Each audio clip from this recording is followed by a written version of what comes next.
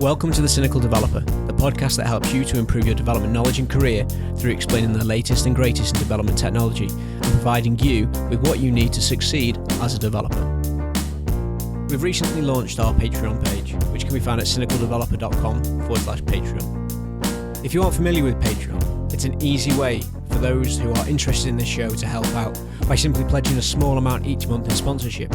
Now that could be as little as $5 a month, which is about £3.80, or as much as you like. You will enable us to dedicate more time creating more content to help you, including videos, more blog posts, and even more shows. So if you can, head over to cynicaldeveloper.com/Patreon and get involved. In this episode, we talk about a better way to take notes using Sketchnotes with Ian Johnson. Ian has been a software developer for almost 20 years, and his passion for learning has not diminished. You can often find him at conferences, enjoying talks, the conversations, and sometimes even giving a talk himself. He has worked on projects from financial management software on the desktop to back-end exam processing software, to consumer websites and developer tools in both startups and well-established companies. Over the years, Ian has learned to put down the keyboard and try more offline pursuits. Welcome to The Cynical Developer, Ian. Hi, thank you for having me. Not a problem. On that bio, there's one thing that really confused me. What's an offline pursuit? Are you saying that there's stuff out there you can do that doesn't involve a computer? It's amazing, I know, but not everything has to involve an electronic device. Sometimes just taking time to pick up a pen, write something, draw something, to sometimes even just take a walk, or listen to some music, or make music yourself. Things like that can always, I think, they help free your mind, and they take you away from living in a world where you're only lit by your monitor. My mind is blown. Well and truly. I'll have to look into to what these offline pursuit things are and see if I can do something that isn't sat in front of this computer. But yeah. I recommend it. It is good for people. Yeah, I think that sort of all gets bound up in the downtime thing, which I've never been very good at anyway. No, I think when I was younger, I would go home and then code again, and code for some more, and code for some more. But I think just taking that extra time not to be in that world and to try something different broadens your horizons and actually makes you a better developer. Yeah. Yeah, I do remember those days where you'd finish work around about 5:30, you'd get home for 6 o'clock, have something to eat, and then code till 3 in the morning, and get up at 6 and go into work and code some more. And that was the cycle. Yeah, and I still see it in a lot of the younger developers that I mentor at work. That it's a young person's thing. I think that they feel that they have to be doing that, and there's so much for people to learn in our industry. So, but I would always recommend to them, I always say to them, to take some time away from the computer, take their lunch breaks, go home when they're supposed to go home. Yeah. Because otherwise, there's a danger of burnout, and there's a world out there. There really is. Yeah, I wish somebody had sat me down at some point in my early career and said that to me, because I've hit burnout 2 or 3 times in my career, and it's not nice. But I think there is a rite of passage that when you first start your development career, that you do that 24/7 coding. You do it to relax, you do it as a job, and you do it for fun. And I'm not quite as bad now, but I'm not far off it. To be fair, but having a young family in the evenings when they're in bed, there's not much else for me to do, and I always feel that I need to be doing something productive, and sitting and playing games or watching TV no longer seems like productive work to me. So I always end up tapping away, coding something, or in some way, shape or form building something on the computer. Yeah, well, I've gone down the other way. I pick up a book and I start writing. I've written short stories, novels. Well, first draft of a novel. Yep. And things but I've written it all by hand. So there's something more tactile about pen and paper and just like trying something different. Yeah. As you say, to still be productive, but a completely different part of my brain is being exercised. Sure.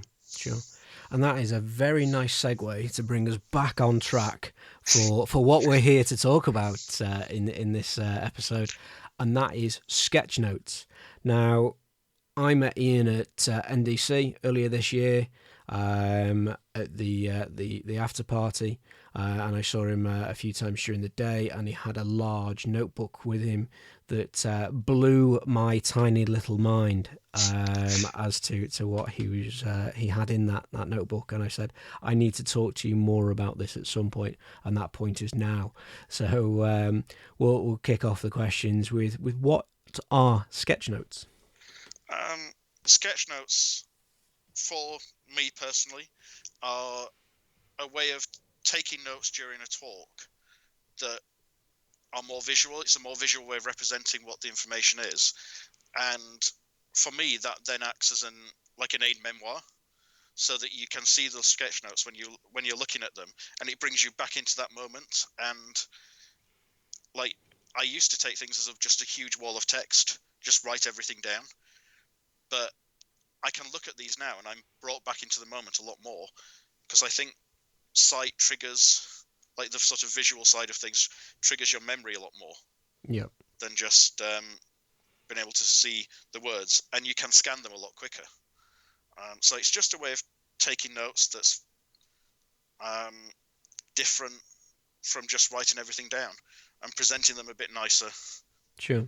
So it's quite hard on a podcast to really describe what a sketch note looks like, but I'm now going to ask you to give it a go. What does a sketch note actually look like? Well, I mean, if I look at some of my own sketch notes, there's still quite a bit of words on there, but like when we're talking about, like when I talk to the designers about designing the user interfaces at work, there's a lot of white space in there. Positioning changes things. It's almost like a mind map at times, where you've got arrows linking concepts together, and borders. A bit of color helps to bring things out of the page and to life, and you can, like, how you color things, how you highlight things, how you put borders around things. It just makes it so that the information flows and you highlight the most important parts to you. Okay. So is this like caricaturing a situation or a bit of information in pictures rather than writing detailed notes of in this situation do X, Y, and Z, in this situation do A, B, and C? You'd sort of depict that with a picture of some form. I think you use pictures and you use words, but your aim is not to try and... It's a form of summarizing the information, and if the best way to summarize it is a picture, then I definitely use a picture. Or just drawing some effectively stick figures with reactions can make, on expressions on their face, can make you think, wow, this is the thing that I need to look at again the next time you look at your notes. So yeah, it's a bit like a caricature of the talk, to highlight the most important things to you, your key takeaways. Sure. So where does Sketchnotes come from originally? I think it came out of like some of the more design-oriented people, so who knew how to draw. Yeah, Eva Lotta Lam is the person who I first heard about this about.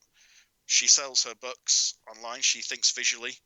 She takes the most awesome sketch notes, and I think it just started with people like her making it seem easy, and then more people experimenting and trying. Right. So she's got some books. Are they traditional books, or are they in sketchnote form as well? Some of the books are just literally her sketch notes. Oh, right. Okay. Interesting. So she's just got them all printed into a book, and people can look at buy the books and look at what talks she's been to. Okay. And she runs courses on like sketching interfaces, visual thinking, to help people communicate. Nice. So how are sketchnotes better than the normal note taking? I think they're different from normal note taking. But if I was, for example, sat at my computer just typing away, words go into my ears and through to my fingers without really interacting with my brain. And probably the same if I'm writing. Whereas if I'm sketchnoting, I have to take the information in and be able to process it. So it stays in my brain for longer because I've had to think about it a little bit more. And when I come back to it, if I've got 15,000 words to look at, I'm not going to look at it. If I've got a sketch note, I can quickly scan to see which of the sketch notes is the right one for me, what was happening at the time, if there's was something interesting about that talk. So it's just a way of bringing me back into that moment. Whereas if I've just written a load of text, I probably have more of the actual content there, but I probably don't remember as much. Yeah, sure. I guess it's a little bit like the principle of when you try and learn something in general, is that if you learn it for the sake of learning it, you won't learn it. But if you learn it with the thought process that you need to teach it to somebody else, that it goes in that little bit more because you've given it that more thought. It's committed to a longer term memory than just that bit of memory that you needed to write it down or just note it really in a traditional way. Yeah, things like that. And also I think it's if I can find something humorous to draw from that I can immediately see, I'll remember that talk a lot more. Yeah. So I remember doing a sketch note when we had Dan North at working, and he said at one point, oh, the domain-driven design book, it's a weighty tome. You could kill a horse with that. So I literally have a dead horse with a DDD book sticking out of it. But I can immediately bring myself back into what he was talking about, back into that moment. And that particular thing has stuck in my mind, so I can use it as an example now. Yep. So I probably wouldn't. It probably would just been a throwaway comment if I'd have just been writing down what he said. Yeah. So you talk about there being able to commit to a long-term memory everything that is being spoken about, but doesn't drawing take a long time, and then as you are doodling away that you're missing information? Because some of these talks that you go to, there's a lot going on, there's a lot to take in. Do you not miss big parts of it? I think that's a skill that you develop as you do it more. To be able to take information in and listen at the same time. But I think if it's too much, then I stop trying to draw. If there's something I really need to focus on, I will focus on that first, because that's the most important thing, is the learning. But normally you have like lulls in the talks where somebody's reiterating a point, or they're explaining something you already know, so you can get more down at that point. Okay. And I have tried before to sketchnote people who do a mostly code intensive topic, and I've just given up because I then can't keep up with what's happening. Yeah. Because you can't write the code out. So I think a lot of the time it's possible, because of the natural ebb and flow of a talk, to get most of the things down. And I kind of have a rule of content, then arrows, then borders, then color. So like the content is the most important thing to put down on the page first. And the little highlights are the things that come later. Right. Do you ever sort of do the quick do like a quick sketch note during a talk, and then formalize it a little bit later on, tidy it up, make it look a little bit more presentable, maybe something that will be a little bit more informative for you in the future? Everything is exactly as I leave the talk. Right, okay. In every one of my sketch notes, I take the view that partly I want to accept the fact that what you do is imperfect. There's never going to be the perfect time to go back and redo these things, and they capture that moment. Yeah. So therefore, they will capture that moment forever, and they are exactly as I left the talk, and they will always be that way as far as I'm concerned. Okay. So one of the words I used there was a formal. It was formal, really, towards what you were doing. And you talked about stick figures and arrows and colours. Is there a formal standard, like a UML type standard, that you should use certain arrows, certain colours, and certain figurines for certain things? No, I think if you look, if you scroll through my Twitter feed, it's almost all, almost all my media is Sketchnotes. And over the years, I've changed styles. Right. I've tried things out. I've tried moving portrait to landscape and back to portrait again. I have different ways of drawing arrows. My figures are relatively simple. They are sort of 3 lines for the body, like a couple of lines for the arms, and a circle for the head. It's not anything that's complicated to do, especially once you're a bit practiced at it. And that's the way I draw them. Some people draw them more fluidly, and I found that, I found a style that worked for me. Yep. And I think that's the kind of thing that people just need to try things out and try ways of doing it. And partly it's just also accepting that what you draw, you're trying to draw something that's not perfect. You're not trying to draw the perfect human being. So if you get away from the fact that you're trying to draw detail, you then find a more cartoony way of drawing humans. Sure. And I'll always look at, people say they can't draw, but look at XKCD. Yeah. It is stick figures. Yeah. So if you've got no artistic skill, you can't draw at all, you can still do sketch notes. You can still do sketch notes, and I don't believe that I have a great amount of artistic skill. But what I do is I practice. Yep. And I try different things out, and sometimes they work, sometimes they don't. And I mostly tweet all of my sketch notes and get really positive feedback from them. Yep. And so what I tend to find is, as well, people are very forgiving. You're your own worst critic. That you always look at the things and go, oh, that could have been better. But nobody else knows that. People just go, oh, wow, this looks amazing. Yeah. It's definitely something I fully understand. Is the my own worst critic. I'm always that little voice on my shoulder saying it's not good enough. Do it again.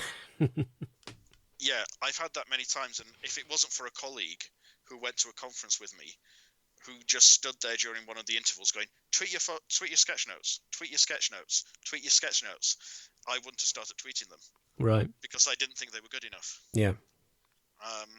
So I think that's kind of, everybody can have that imposter syndrome, but sometimes you have to sort of accept that although not perfect, people will still get value out of it.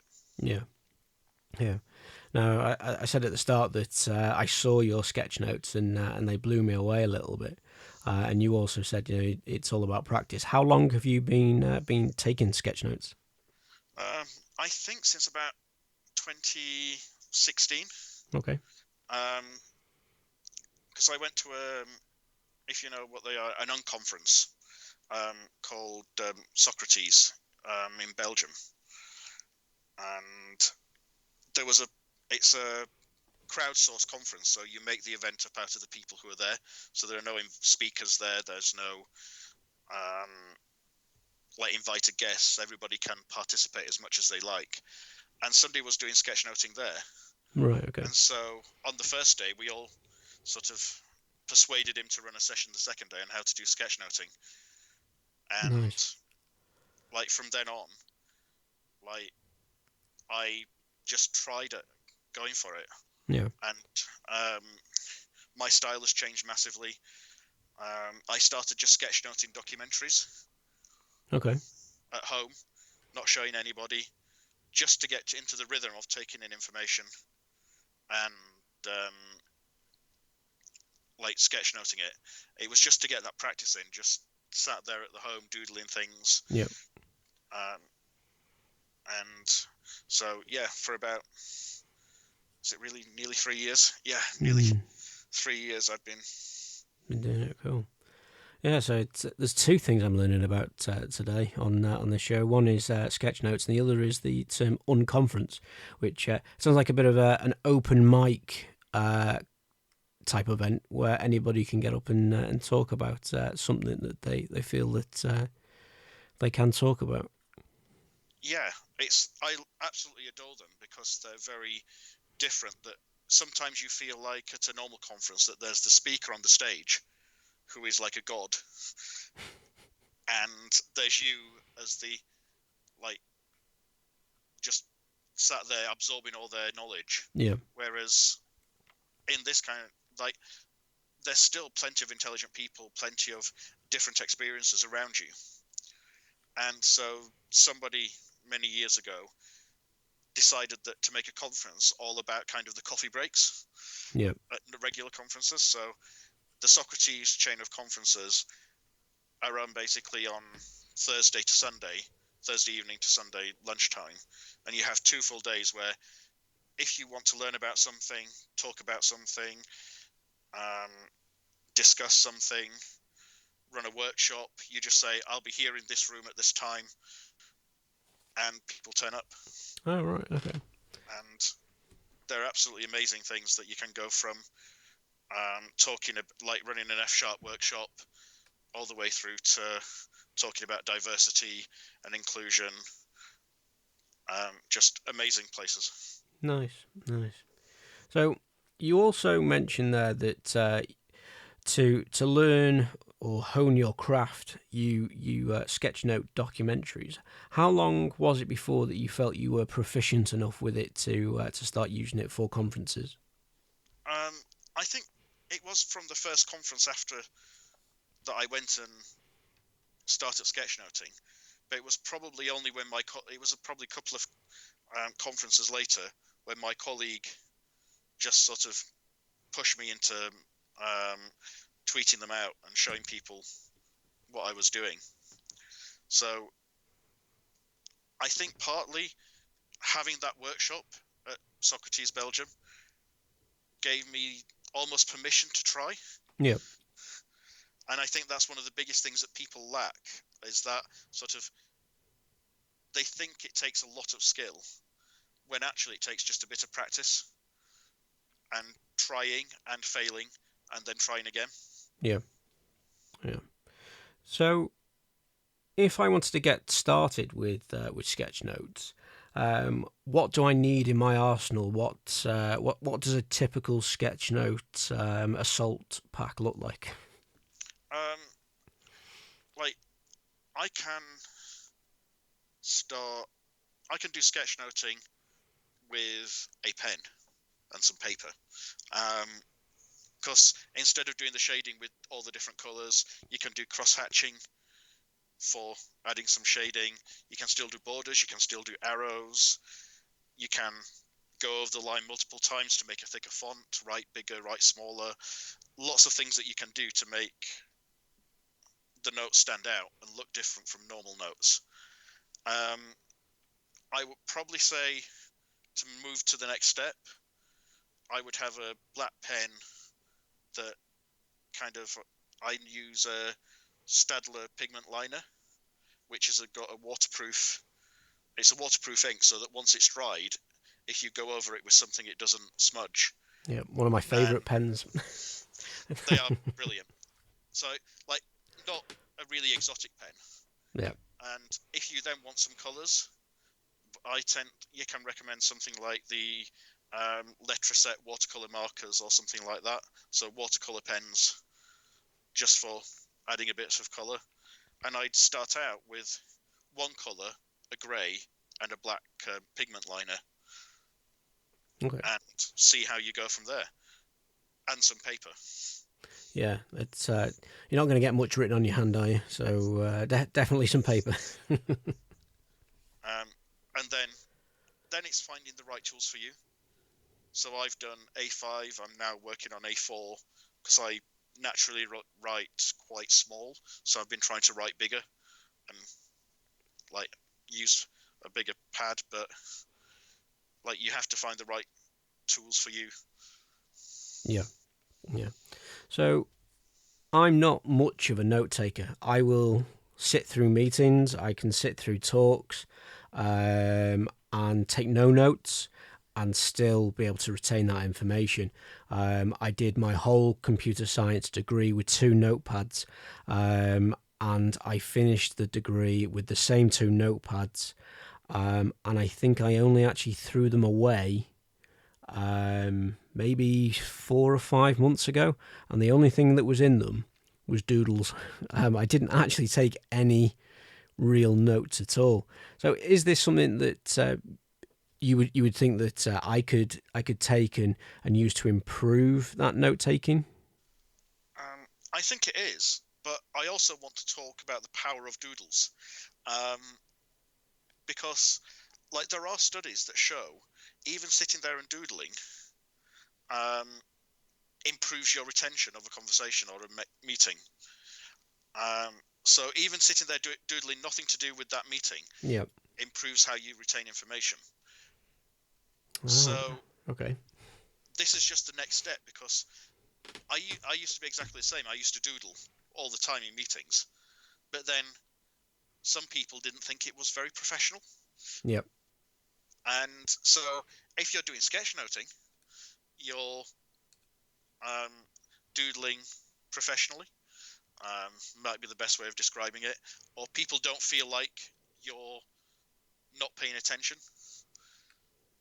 because you're now taking notes of the meeting itself. So I think you can use these techniques to improve that. But also what I find is by doing the practicing, it also helps me drawing on the whiteboard, explaining ideas to colleagues. It helps me when I've got a piece of paper, I'm just trying to solve a problem. My notes for myself are now much more elaborate than they used to be, and much nicer to look at and easier to read.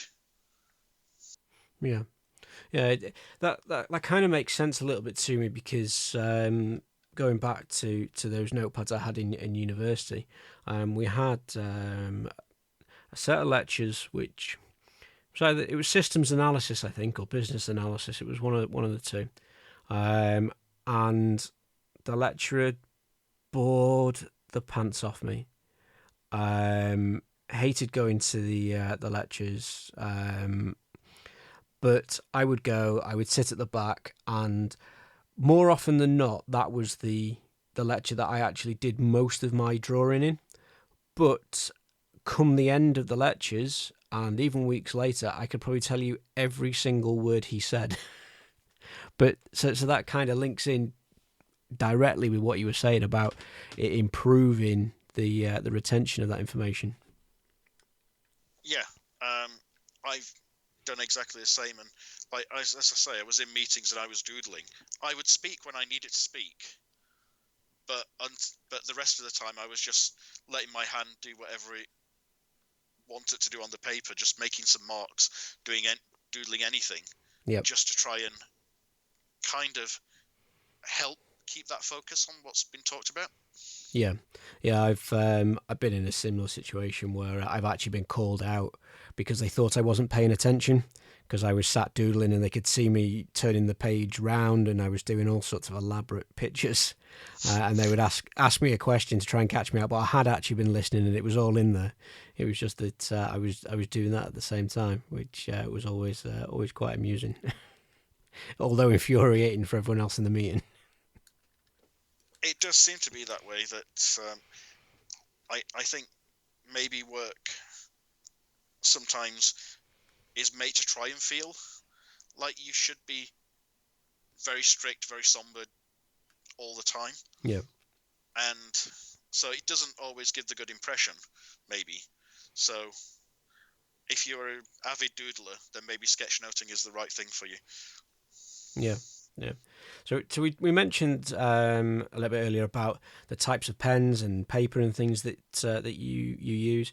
Now, I was forever carrying a notebook around with me that I took to meetings. Occasionally, I would write something in them, but as we've already discussed, mostly I just doodled in them. And I got fed up of going into meetings with a dog-eared looking notebook, even though I wasn't doing anything really productive with it, or what seemed to be productive with it. I wanted something a little bit better, and I looked at the Remarkable Surface tablet, which is a little bit like a Kindle paperweight, Paperlight. Paperweight. That's pretty much what mine is. It sits there and hardly gets used. But you can write on it. But that seemed a little bit expensive. So what I ended up going and picking up was a Surface Go, and I use that for note taking in meetings when I need it, and I love it for box diagrams. I love a good box diagram when I'm trying to explain something to somebody. Is that something that you could see being used for doing sketch notes, or would you say always go for the pen and paper? I got colleagues who are using the iPad Pro. Yep. As for sketchnoting at the moment, they've been trying that out and having really good success with it. I think the key thing is to do what feels right for you. Sure. And what you feel you can make the best use of. And for me personally, it's back to pen and paper. There's something about the feel of the pen on the paper that at the moment writing on a tablet doesn't give me, that just works for me. And I think also I like the fact that with pen and paper, for my use, if I made a mark on the page, I can't undo it. There's no easy undo button or eraser that is going to make anything go wrong. I have to sort of live with the mistakes that I make. Yeah. But for other people, it's a brilliant tool, and I know there's quite a few people who use these electronic tools like the Surface or the iPad Pro to take notes on. Yeah, yeah. I quite like the idea of it. As listeners will know, I used to be a graphic designer. I have a drawer full of pens and drawing paper, drawing pads that I just sat gathering dust because I don't get the time to do anything like this. So I might have to pick up some of those watercolor pens and give this a go and whip out the nice drawing paper that I've got there and see if it's something I can actually do. It's intriguing. It really is. And yeah, I think it is a cool thing to do. And I'm also now working on, like, when I do give talks, actually sketchnoting all the slides. Yeah. But that takes a whole lot more effort. Yeah, yeah. As we were talking about it, I thought of another application, which is it came off of you saying about you tweeting out your sketch notes. Is that I've made a few infographics in the past about certain topics, and I think that a sketch note would be a really nice stylized form of infographic that you could probably get a lot more into that infographic that's a sketch note, rather than the limited tweet that maybe you put out. Yeah. So I think things like that as a way of presenting information, I think people are more drawn into things that look less formal. Yeah. So if it looks like a PowerPoint presentation with just lots of bullet points, people sort of yawn and go to sleep. But when I have done the Sketchnote slides, although sometimes my writing was a bit too small, people have gone, "Oh, amazing slides. I'll remember this talk." So, like, people seem to really respond to this style of drawing and presenting information as well. Yeah, it is really cool, and it's a different way to approach these things that I think many people won't have done in the past, or not even had the inkling that that this was a thing. Because to say that it was definitely a new thing for me. I'd never seen it before, so I'm quite excited to give it a go, and maybe sitting and watching something, watching a film, or as you say, watching a documentary, and try and sketchnote the plot or the information that they're giving you would be really good.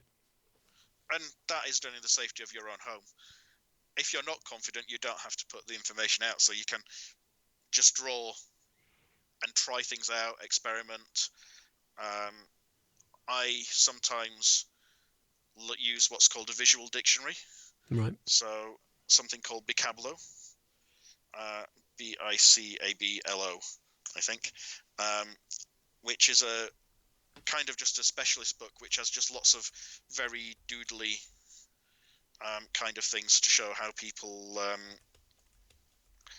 can represent different concepts very quickly and very easily.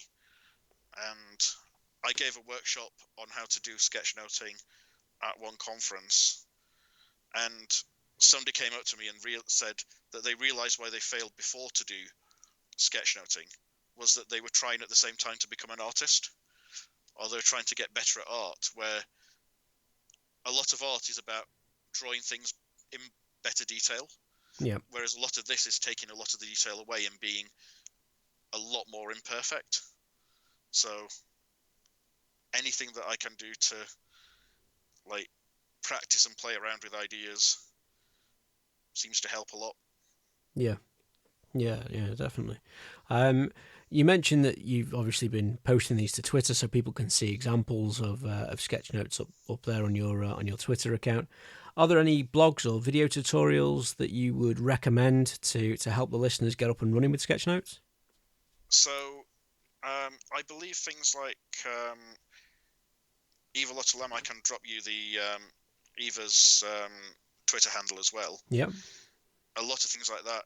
She can help draw things or show you how to draw things, and she even has workshops on it.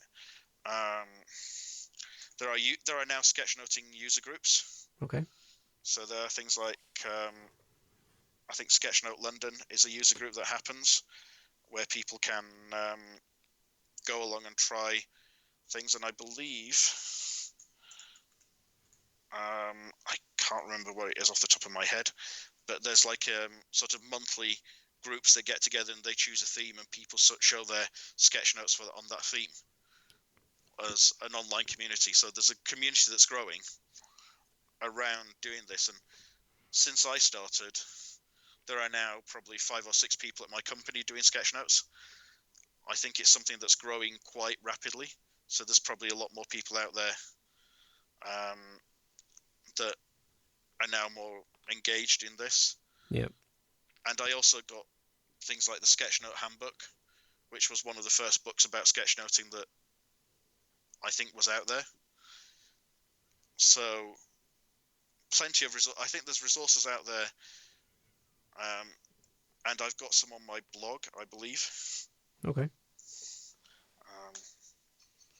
So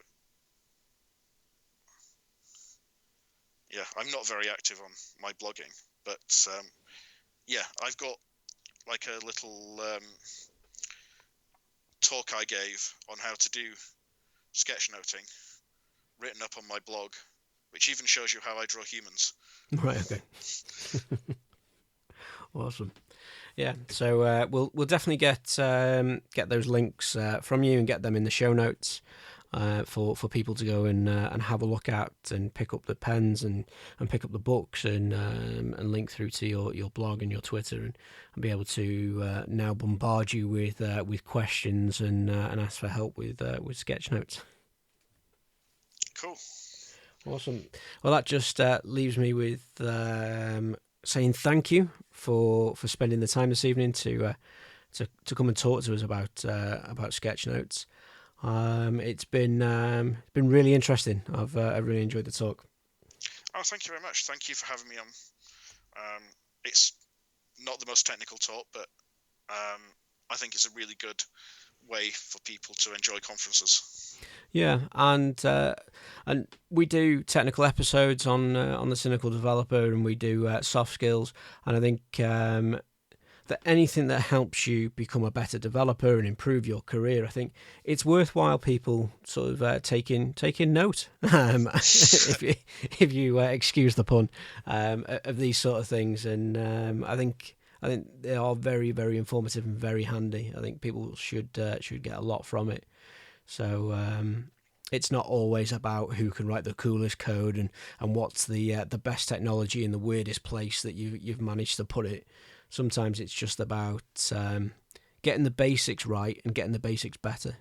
And I think that's what the sketchnoting helps towards. Yep, I think so too. Awesome. Well, hopefully I shall see you at another conference sometime in the near future. Yep, hopefully see you around too. Yeah, good stuff. So thank you to everybody out there for listening to The Cynical Developer. I'm James Stoddart, and you've been listening to Ian Johnson talking about Sketchnotes. If you have any questions about this or any other episode, then drop us an email, a tweet, or leave a comment on the website where you can find all the resource links, show notes for each episode. And if you enjoy this episode, please leave a review on your favourite podcast platform, iTunes, Stitcher, whatever it is, and help The Cynical Developer to reach more developers around the globe.